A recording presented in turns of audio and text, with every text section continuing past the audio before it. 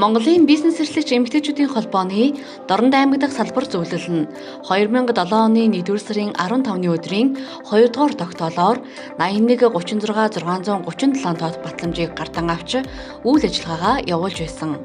Улмаар 2017 оны 2-р сарын 4-ний өдөр шинжлэгдэн зохион байгуулагдаж, тамга тэмдэг бүтэц орон тоогоо шинжилэн идэвхтэй үйл ажиллагаа явуулан ажиллаж байна.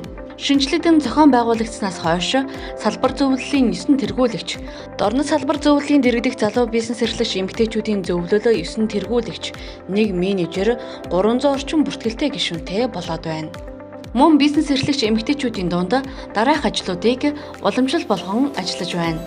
Үүнд жил бүрийн цагаан сарын өмнө нутагтаа үйлдвэрлэл үүсгэлэн худалдаа, жил бүрийн 3 дахь сарын 3-нд буюу эмэгтэйчүүдийн эрхийг хамгаалах өдрийг өгтөн спортын арга хэмжээ, шинэ жилийн баярын цэнгүүн, оны шилдэгүүдийг шалгаруулж холбооны шагналыг гартуулж ирлээ. Монголын бизнес эрхлэгч эмэгтэйчүүдийн холбооны Дорнод дахь салбар зөвлөлийн тэргүүнээр 5 хувьцаат компаниг үүсгэн байгуулагч оюун туяа ажиллаж байна. Монголын бизнес эрхлэгч эмэгтэйчүүдийн холбооны Дорнод дахь салбар зөвлөлийн тэргүүлэгч гишүүдээр Олхон хувьцаат компани гүйцэтгэх захирал Мөнх цэцэг, Мандах тулга компани захирал Энх цэцэг, Цэндүн компани гүйцэтгэх захирал Дугурмаа, Модон шөнийн компани захирал Оюун Эрдэнэ, Алтан морь чатар компани захирал Хавгжав, Ном тундраг өдрөмжүүлэх төвийн захирал Ундармаа, Талын зууч банк бус санхүүгийн байгууллага, Талын асгах зөргөө хувьцаат компани үүсгэн байгуулагч Амар Туяа, Дорнын өгөөмөр компани захирал Мөнх цэцэг нар ажиллаж байна.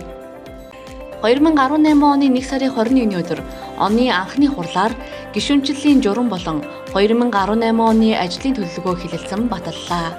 Улсын хурлын гишүүн Номтой Баяр бизнес эрхлэгч эмэгтэйчүүдийн үйл ажиллагааг дэмжин 50 сая төгрөг хандуулсан ба уг хандивыг 16 бизнес эрхлэгч эмэгтэйд хөнгөлөлтөй нөхцлөөр олголоо. Монголын бизнес эрхлэгч эмэгтэйчүүдийн холбооны баг хуралд манай салбар зөвлөлөөс тэргүүлэгч оюун туяа оролцсон. Монголын бизнес эрхлэгч эмэгтэйчүүдийн холбооны баг хурлын гишүүн, удирдах зөвлөлийн гишүүнээр сонгогдсон одоо хүртэл идэвхтэй ажиллаж байна. Бизнес эрхлэгч эмэгтэйчүүдийн дунд спортлог бүсгүйчүүд гар бөмбөгийн тэмцээнийг зохион байгууллаа. Уг тэмцээнд нийт 10 багийн 80 орчим эмэгтэйчүүд оролцож, цаашлаад уг тэмцээнийг жил бүр зохион явуулахаар шийдвэрлэв. Монголын бизнес эрхлэгч эмэгтэйчүүдийн холбооноос уламжлал болгон зохион явагддаг Мянган ээжийн баяр 2018 үйл ажиллагаанд манай аймгаас Энх Туяа, Нэргүй нар оролцсон. Монголын сайхан ээж, Монголын ачид ээж хүндэт өргөмжлөлөөр шагнагдлаа. 2018 оны 4-р сарын 25-ны өдөр төрийн ордонд зохиогдсон худалдаа үйлчилгээний салбарт бизнес эрхлэгч эмэгтэйчүүд чуулга уулзалтанд 33 эмэгтэй төлөөлөн оролцлоо. Манай салбар зөвлөл нь 2018 оны 8-р сараас 10-р сарыг дуустал Дорнодынхоо хөгжил соёлд эмэгтэйчүүдийн оролцоог нэмэгдүүлэх зорилгоор манай хот бидний гудамж урайтай нэгдэж хотынхоо төв цэг 7-р багийн нутаг дэвсгэр болох Төв номын сангаас Чадангуй цогцлбор хүртэлх авс замын зүүн талд нийтдээ 263 м урт замд 1.2 м эко хавтан ногоон байгууламж, 2 м явган хүний зам, 1.5 м дугуйн зам, нийт 4.7 м өргөн зам бүтээн байгуулах ажлыг санаачлан хийсэн юм. Уг ажилд манай салбар зөвлөлийн тэргүүлэгчид гишүүд, бизнес эрхлэгчид, иргэд аж ахуй нэгж хамт олон гээд нийт 80 орчим хандивлагчид оролцсон юм.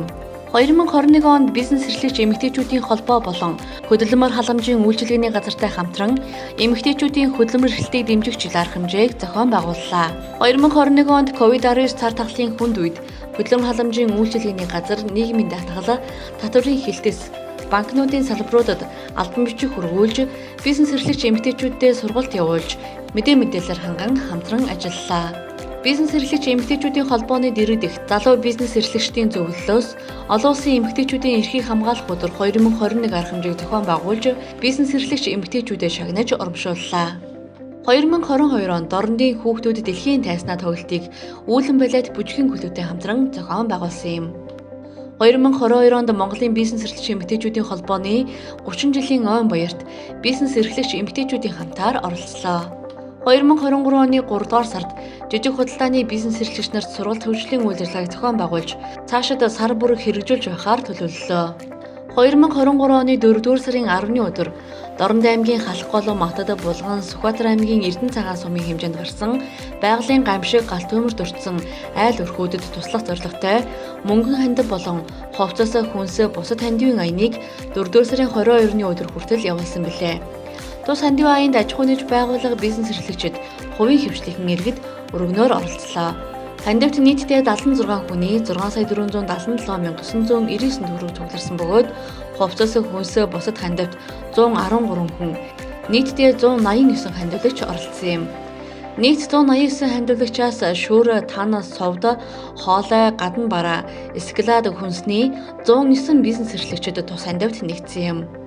Бизнес эрхлэгчдийн хандивлсан хувцас гутлыг айл тус бүрийн гишүүдийн насанд тохируулан ангилж хайрцаглаж бэлтэн байгалийн гамшигт өртсөн айл өрхүүдэд тусламжийн барааг хүлээлгэн өглөө. Нийтдээ 15 айл өрхөд хүлээлгэ өгсөн бөгөөд мөн байгалийн гамшигт өртсөн айл өрхүүдээс 3 айлыг сонгон 104 толгой малаар малжуулсан юм. 2023 оны 6 дугаар сарын 5-нд дорнос салбар туг гардан авах ёслолын үйл ажиллагааг зохион байгуулав. Мөн тус оны 6 дугаар сард Сүхбаатар аймагт салбарын туг гардуулах үйл ажиллагааг зохион байгууллаа.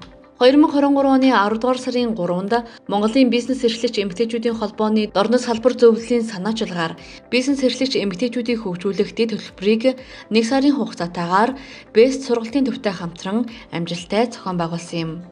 2023 оны 11-р сарын 24-өөс 25-нд шин сэргэлтийн бодлого зүүн бүсийн бизнес эрхлэгч эмэгтэйчүүдийн чуулга уулзалтанд оролцлоо.